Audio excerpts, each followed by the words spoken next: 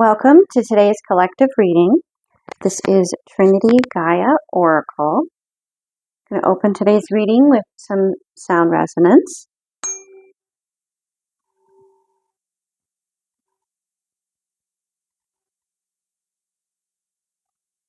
I don't know if you could hear the building creaking in the wind. It's also pretty cold right now, so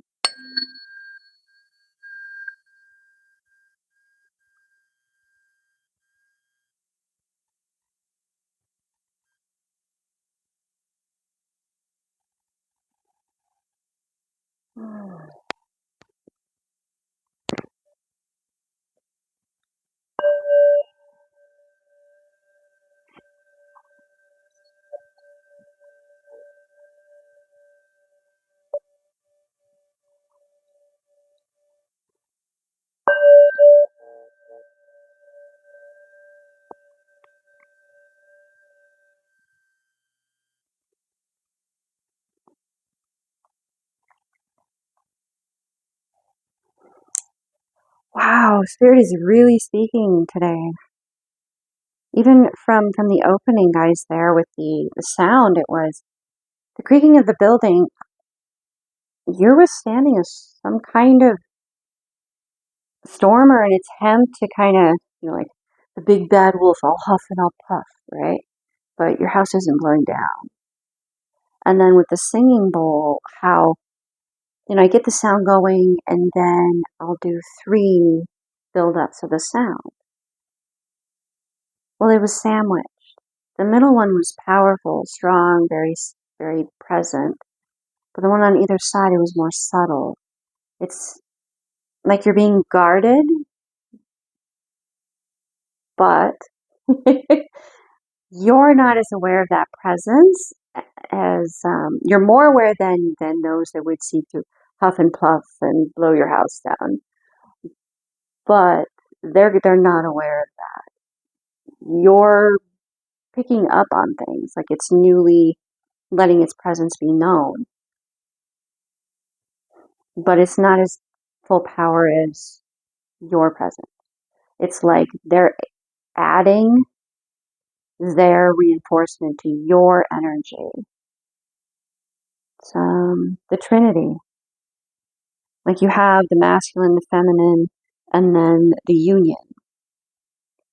So there's a unifying force, but it doesn't negate the masculine, feminine, and their own unique identity.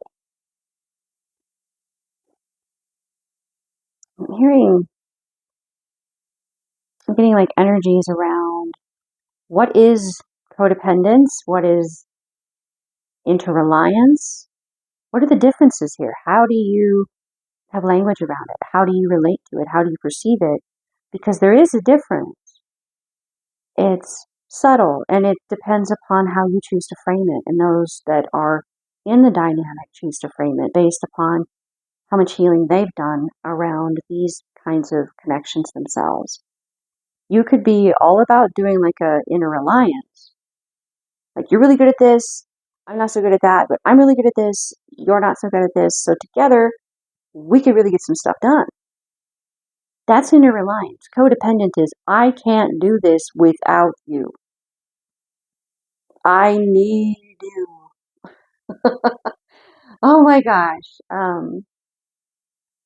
Yeah. So anybody who knows World of Warcraft, which it's kind of a cultural phenomenon. It's been all over. I know that at one point we had Derek and Reed on Criminal Minds. They were like, "Yeah, I play."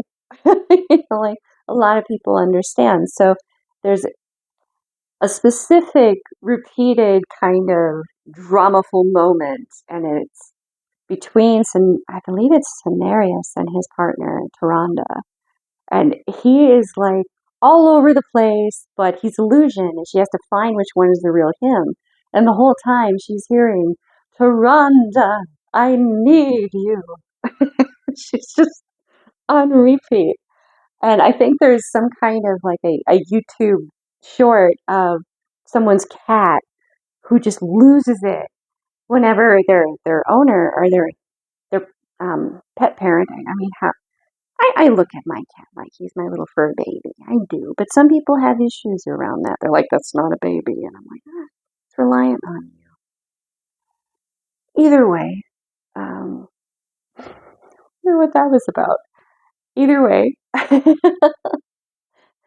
he would say to his cat, Rhonda, I need you. And the cat would be like, I'm right here. I'm right here.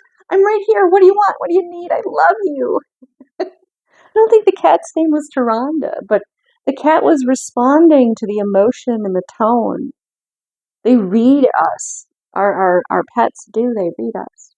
And a lot of times, just like children, they will perceive a mood, a state, an emotion that you're experiencing as about them, around them, that they're responsible, that somehow it's landing on their shoulders.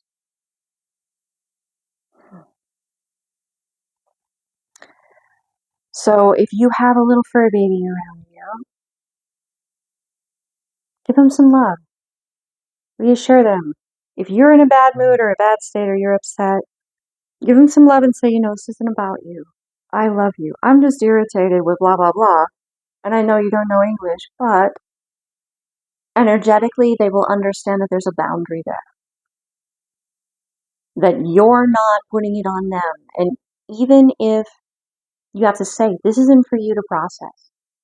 This is a very, very dense, human, complex thing to process. It's not for your little body to try to handle. It's not, it's a lot of energy. And if you are someone who's called to this kind of content, you're very aware of that connection with your pet, with your, our little fur angels. That's why we kind of equate them a lot with children, is because they're innocent. Okay, so let's see what source would like to really highlight here. I think we're going to pull initially from this NLP Oracle, the Neuro-Linguistic Programming Cards of Mastering Your Reality Oracle. It's a mouthful. I understand why they abbreviated it. So, let's see what guidance they might have for the way to maybe reapproach from a different angle, maybe highlight a different way of wording or a process to maybe assist in gaining some detachment from the emotion. It's hard to see situations clearly when you're on the inside of them, which it's rather cliche to say, but it's true. It's a saying for a reason because it's consistently applicable. Woo! Okay. So we actually had two come out there. Let's see here. So we have shift the focus. Change how you feel about a situation by shifting the focus in your mental representation.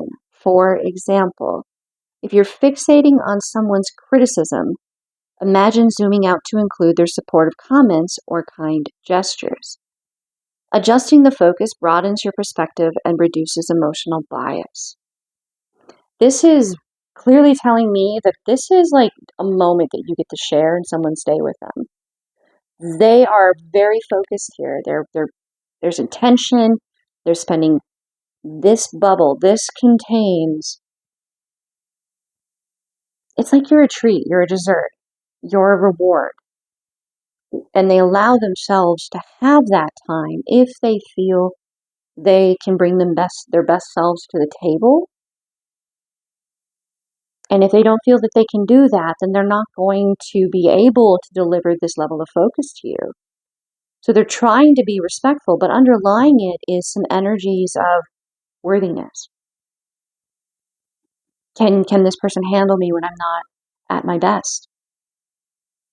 Can they cope with me when I'm not able to give them this much focus? On an even like zoomed out, this is their higher self going, I'm trying to find the details needed. to adjust and specifically focus and understand exactly what is going on here, it can be adjusted. And how do I want to do that? Everything else, and there's a lot of world outside of what's inside of this magnifying glass, is everything else going on in your world. All of this energy, all these dynamics. And to some extent, we are all like this. Anybody that we encounter, we get to be a specific facet of ourselves with them because they inspire it in us, because they are unique, just like we are. This is very clearly pulling on someone who has a connection with someone else. Doesn't necessarily need to be romantic. It can be friend, it could be business, it could be just even acquaintance, where it's different, it stands apart, it's unique. That's why there's so much focus. When they spend time in this space, they're paying attention to every detail and they're not focusing on everything else. So if everything else is facilitating them being in a state where they feel they could bring their best self to you, or you in the very same, like this can all be applicable to you as well. You could be like, yep, this is me. This is me. That they get to be that with you. This could be a lot of effort too, going into self-care, because self-care is not selfish. If you take care of yourself and you spend time with yourself and you listen to yourself and you pamper yourself, when you're spending time with other people, you're bringing your best possible self to the interaction. And that optimizes the experience and exchange. Turn down the volume. This came out in an earlier reading too. Diminish the power of negative thoughts by adjusting their volume. When a critical voice arises in your mind, turn its volume down like a dial. Make it sound like a cartoon character, or even replace it with silly music. Like the burner on your stove, you could turn it from an 8 or high to like a 2, like a simmer. Or if you're just done, just take the knob right off. It can't be adjusted because it's on off permanently. And notice how the emotional intensity fades with the shifting soundscape. It's an invitation to kind of be at play with this. Be creative. Think outside the box. Like entertain yourself maybe. You're like a little kid in a sandbox playing, like we're at the beach making a sandcastle. And start over if you want.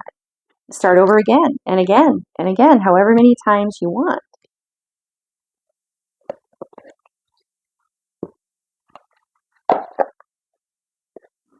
I heard this earlier at some point in the last day or two about how someone got to where they were in life and they were perceived as successful, and someone else wanted to know what their secret was, and they were like, wise decision.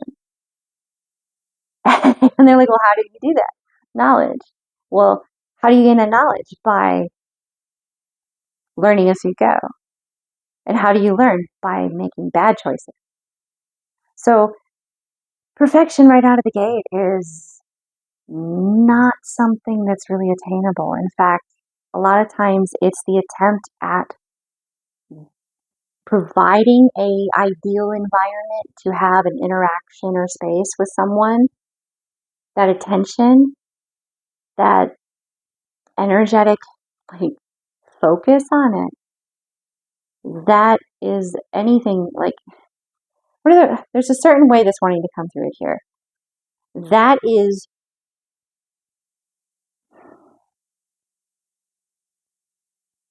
of high value. It's going to be recognized. How many people don't put that effort in? How many people don't care enough?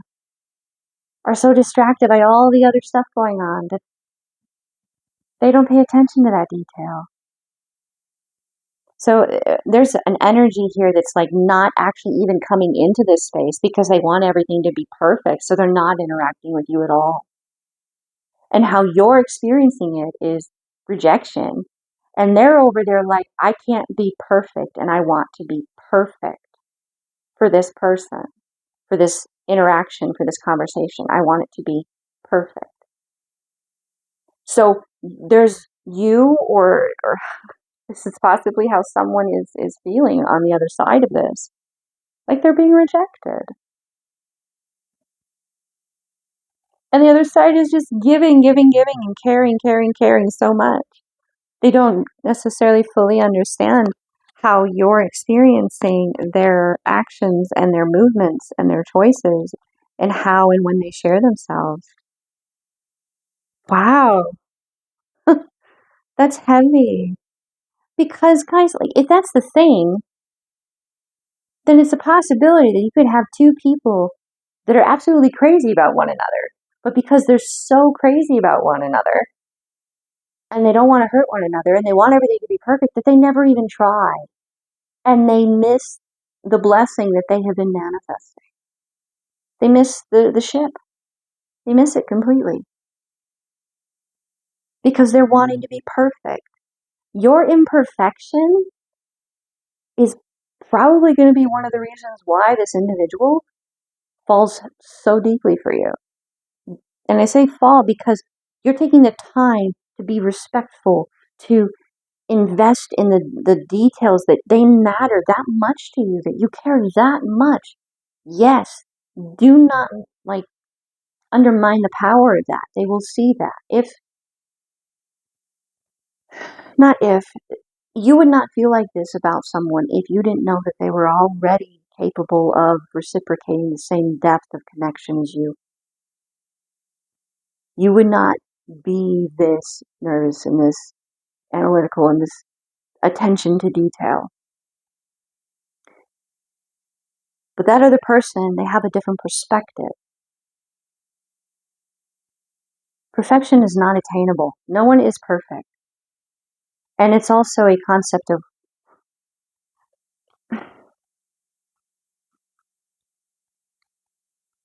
what do you define as perfect, and what has the world taught you that means? Who taught you that this thing that you feel is an imperfection? Whose voice gave you that truth?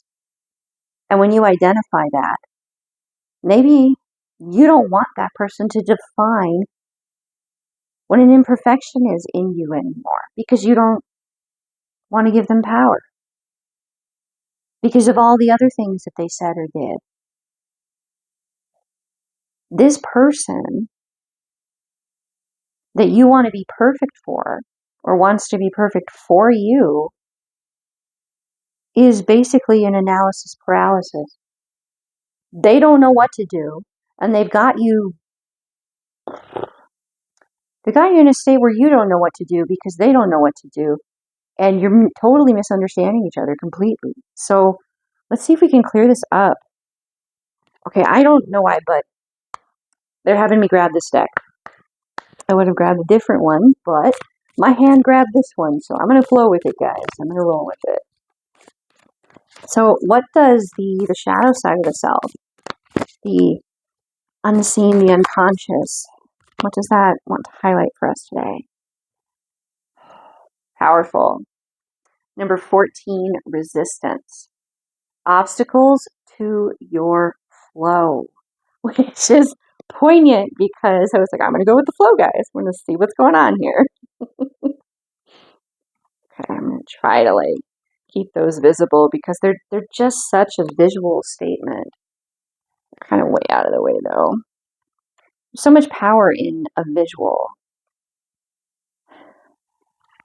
Now there's light codes in this image. And there's going to be okay, all right away. 14 also. What are the chances of that? Oh my goodness. 14 and 14, guys. 5-5. 5-5. This is giving me crossroads energy. There's a pivotal moment here. And there's truth, and there's elevation, and there's liberation. And yeah, with the heart, I mean, there's definitely love. This is love-based, but it begins within love of self and ascends from there. And it will completely change how you feel about yourself, your world, depending on what you choose, depending upon what they choose.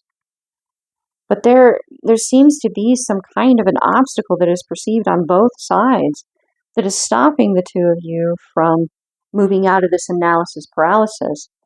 And the light side, the wisdom within the light side of the soul, secret language, this is like Archangel Michael's sword of truth. Now, a sword, it can liberate and it can cut. It can bring truth, and that truth can hurt as well as heal, in other words.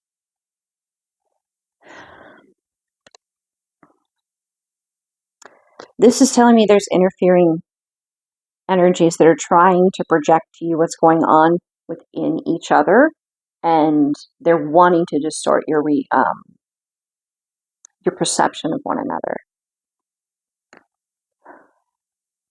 So by turning down any kind of negative and immediately speaking over it, immediately addressing it, immediately cutting it out, because believe me, you have the power to do that. You are backed with that. You're in union within self. You're sovereign. And that is what is going to change this dynamic, that you're sovereign. So these projected energies that you're being invited to kind of turn down,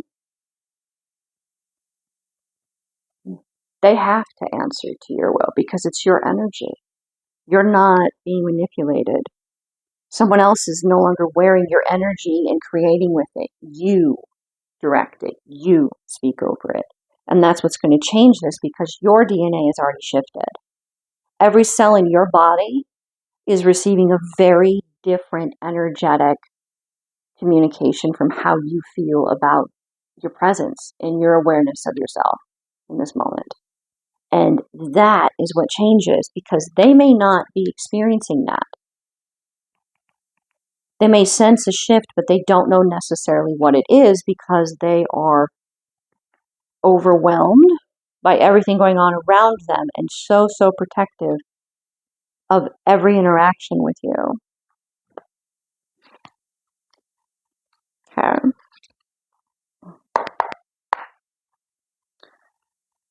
What are the nitty-gritties here, guys? Oh, okay. All right. You're wanting me to do that. Okay. So there was a specific thing that came through today.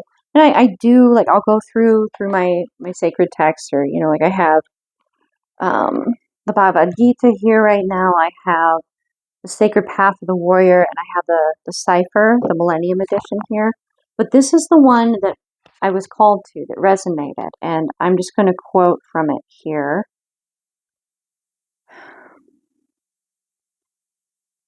This is like a conversation between someone and God, pretty much, and their divine. So I'm going to leave out necessarily the names and whatnot, but it's basically like conversations with God, pretty much. That's actually a book series, which is kind of fascinating. I don't know why I'm mentioning that. They may have some resonance for someone. I know that in reading the first book, there was one statement that really stood out for me, and I'm being guided to share it here as well, which is interesting. I'm always kind of amazed at how the divine works. So I'm experiencing a lot of this just in awe with you guys. So that quote is from that book.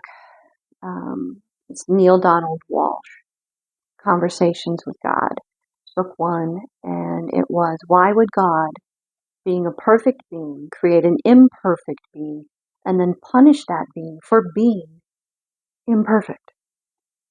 That just struck me because it's such an absurd thing. My divine is love. Love does not do that. That is not love. That is not love. So that really stood out to me. And it kind of resonates here. So this is, I'm not quite sure how to quote this, but it's like 10:18 through 21. So the individual is asking God for like some examples of God's manifestations. So this was God's answer. I am the self, seated in the heart of all beings.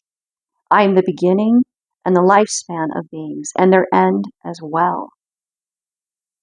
And that really, really stood out to me, because your I amness,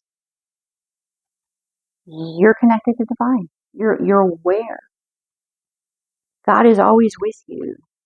The universe, soul, the divine is always with you.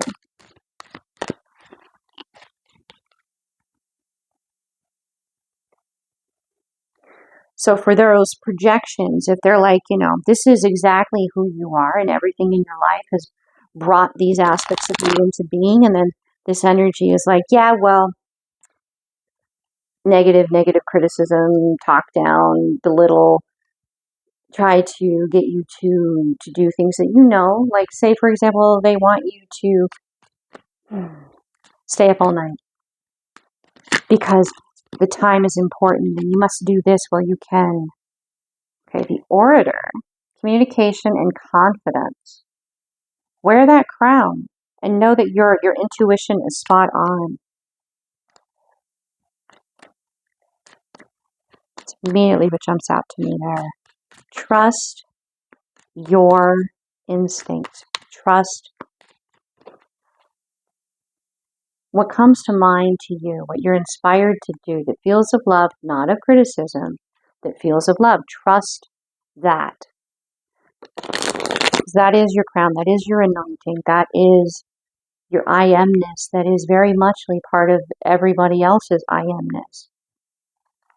So it is pretty much your higher self and their higher self going, how do we get these two to stop being so darn stubborn? You are very powerful individuals, because